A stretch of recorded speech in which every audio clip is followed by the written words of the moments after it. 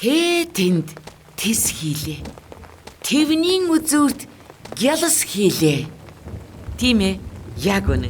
Би аянга цахилгааны талаар өнөөдөр та бүхэнтэй ярих болно. Их дэлхийн маань хаач гисэн аянга бууж цахилгаан цахиж байдаг. Америкийн өвчний хяналт урьдчилан сэргийлэх төвийн мэдээлснээр дэлхий дээр минут тутамд 6000 орчим цахилгаан цагдаг гинэ. Тэгэхээр өдөрт 8 саяас илүү цахилгаан цагдаг болж таарч байна. Хүмүүс аянга цахилгааны нөлөөллийг тооцож бас өдөр тутмын амьдралдаа түүнтэй харьцаж сурсан байдаг. Нисэх онгоц шуурган дундуур гарахдаа цахилгаанд оногдох тохиолдол байдаг ч сүүлийн үеийн онгоцууд хэд хэдэн удаагийн цохилтыг тэсвэрлэн үргэлж илүүлэн нисч чадхаар бүтээгдсэн гин шүү. Бас тэнгэр багандсан өндөр барилга руу олон давтамжтайгаар аянга буудаг байх нь. Жишээ дурдахад Нью-Йорк хотын Empire State барилга дээр жил бүр 100 орчим аянга буудаг гинлээ. Аянга цахилгаан юунаас үүсдэг вэ? Аянга цахилгаан нь аадрын үйл доторх эсвэл үйл болон газар хоорондын цэнгийн тэнцвэргүй байдлаас үүссэн цахилгаан захилт юм. Шуурга болох үед бороо, цас, мөндрийн мөхөлгүүд хоорондоо мөргөлдөж, үйл болон газрын хооронд цэнгийн тэнцвэргүй байдлыг нэмэгдүүлж, үүлний доорх хэсгийг хасах цэнгээр цэнгэлж яадаг. Харин газар дээрх зүйлс, жишээ нь шав хоройтой байгууламж, мод, газар өөрөө ч гэсэн эерэг цэнэгтэй болж идэг. Ийхүү хоёр цэнгийн хоорондох тэнцвэргүй байдлыг байгаль өөрөө гүйдэл үүсэх замаар засч байгаа нь энэ юм.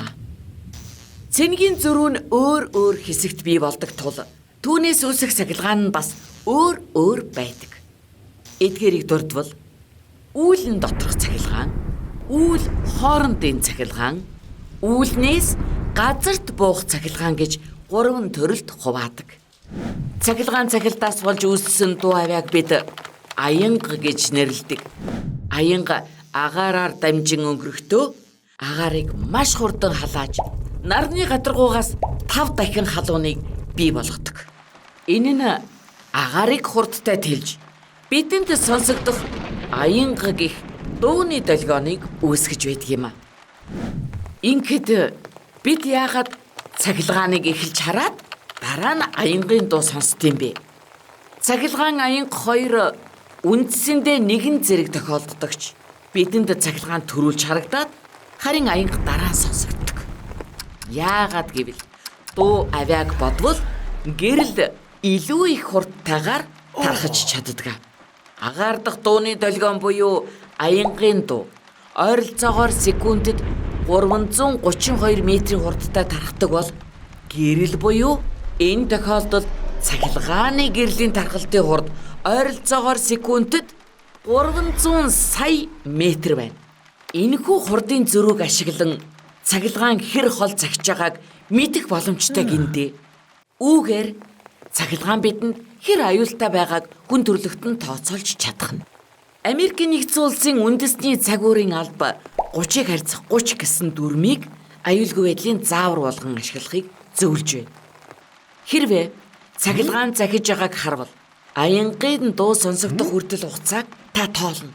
30 секунд буюу түүнээс бага хугацаа тоологдвол аянга цахилгаан 10 км-ийн дотор байх бөгөөд энэ нь аюул учруулах хэмжээнд байна гэсэн үг бөгөөд та хорогдох газар хайх хэрэгтэй. Гэхдээ зөвхөн аянга нижигнэхийг сонсцоход цахилгаан захихыг харж чадаагүй байлаа ч гэсэн та өөрийнхөө аюулгүй байдлыг хангах хэрэгтэй. Цахилгаан загсны дараа дор хаяж 30 минут хүлээж байгаад хорогдох газараасаа гарах хэрэгтэй юм байна. Сүүлийн хэдэн 10 жилд цахилгаан зохиулж нас барсан хүний тоо тодорхой хэмжээгээр багассан ч жил бүр олон мянган хүн амь насаа алдсан хэвээр байна. Хэдэн 10 мянган хүн нэг жил аянга цахилгаан зохиулж 90% нь амьд гардаг гин. Гэхдээ тэд удаан хугацааны ямар нэг эмгэгтэй үлдэх магадaltaй байдаг юм. Жишээ нь ой санамжаа алдах, толгой эргэх, сольдох, мэдээ алдах зэрэг амьдралд нөлөөлөх үс эмгэгүүд гардаг гинэ. За ингээд Америкийн нэгдсэн улсын өвчнийг хянах урьдчилан сэргийлэх төвөөс өгсөн нэгэн зааварчилгааг та бүхэнд хүргэе. Дотоод орчны аюулгүй байдлын зөвлөмж.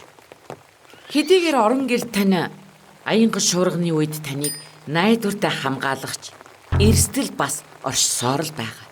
Дотоод орчинд байх үедээ аянга цахилгаанаас өөрийгөө хэрхэн аюулгүй эрсдэл багтаа авч явах тал дээр хэдэн зөвлөгөөг танд өгье л доо.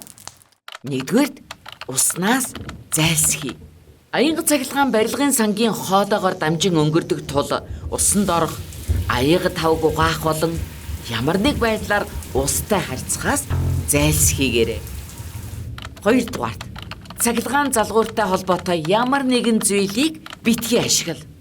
Радио, телевиз, төмөр утас, бетонын шал болон бетонын хамны сараалжин төмөр, цахилгаан системүүд гэх зэргээр аянга цахилгаан дамжин өнгөрдөг. Гуравдугаарт хаалгад цонх, сарвч, бетон зэргээс зайлсхий. Хаалгад цонх, үүдний сарвч зэргээс хол байх хэрэгтэй юм байна. Аянга цахилгаантай үед бетонын шалан дээр хэвтэхгүй, бас бетонын хан налах хэрэггүй. Яагад гэвэл цахилгаан нь бетонын хан шал дотор байх ямар ч төмөрлөг утсаар дамжин явж чаддаг байна. Дөрөвдүгээрт кабелаар холбогдсон суурин утас битгий ашигла. Аянга цахилгаантай үед кабелаар холбогдсон суурин утас ашиглах нь аюултай шүү. Харин гар утас зэрэг кабелд холбогдоогүй утас сэргэлэхэд аюулгүй гэж үзжээ. За одоо гадаад орчин дох аюулгүй байдлын зөвлөмжүүд. Хэдийгээр аянга цахилгаантай үед гадаа аюулгүй гээд заачих газар байхгүй ч гэсэн аянгийн аюулыг эрт тооцож зохих арга хэмжээ авснаар эрсдлээ багасгаж бид чадна. Хамгийн сайн хамгаалалт бол аянга цахилгаанаас зайлсхийх явдал юм шүү. Аянга тачхинахыг сонсвол орон байр, офис, худалдааны төв, хатуу бүх дээвэр бүхий цонхоо бүрэн хаасан автомашин зэрэг битүү газар хорогдоор. Тэгэхээр таны автомашин бас хамгаалах газарт нь байж болох нэ. За тэгээд цааш нь уулын орой, овоо зэрэг өндөрлөг газраас нин даруй буу. Газар дээр хэвтэж хэрхэвч болохгүй. Өөрийгөө намдар байлгаж газартай айл болох баг хүрэлцэхийн тулд та үлми дээрээ сууж толгойгоо өвдөглүүгээ бүхийлгэж хоёр гараа чихнийхээ дээгүүр байрлуулах хэрэгтэй. Ганц модны доор бүү зогс. Хэрвээ та ой модонд явж ивэл ойр бага хамгийн намхан модны доор ороорой. Байц хад болон хадны нөмрөг доор хизээч зогсож болохгүй. Цөөр, нуур, гол горих болон уснаас нин даруй гарч холд. Өргөстэй торон хашаа, цахилгаан шугам, салхин дээрэм гэх мэт цахилгаан гүйдэл дамжуулдаг объектаас хол бай. Бусдаас зайгаа барь. Хэрвээ та бүхэн олуулаа явж ивэл бие биесээ холдож зайгаа барих нь байна. Ингэснээр та бүхэн аянга буухад өөрсөддөө болон бусдад учрах эрсдлийг бууруулах болно.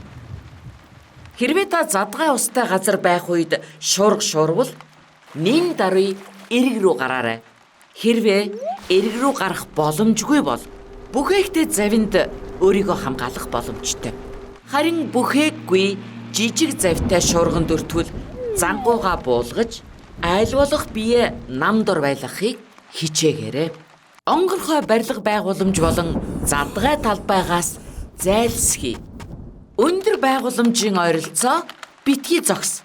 Аянга цахилгаан нь ойр хавийн хамгийн өндөрлөг биет рүү буудаг тул удасны шон, мод зэрэг өндөрлөг зүйлүүдээс хол байх хэрэгтэй. За ингээд бид та бүхний мэдлэгт тусал нэмэрлэлээ. Альва эрдэм мэдлэг өндөр ууланд шат, өргөн далайд сал, харгуй замд газарч харанхуй муухагт зул болд гэмгэнлээ. Та бүхэн маань амьдралд суралцах аяллаа бидэнтэй хамт цаашид үргэлжлүүлээрэй. Мөн лайк дарж, шеэр хийгээрэй. Түр баяртай.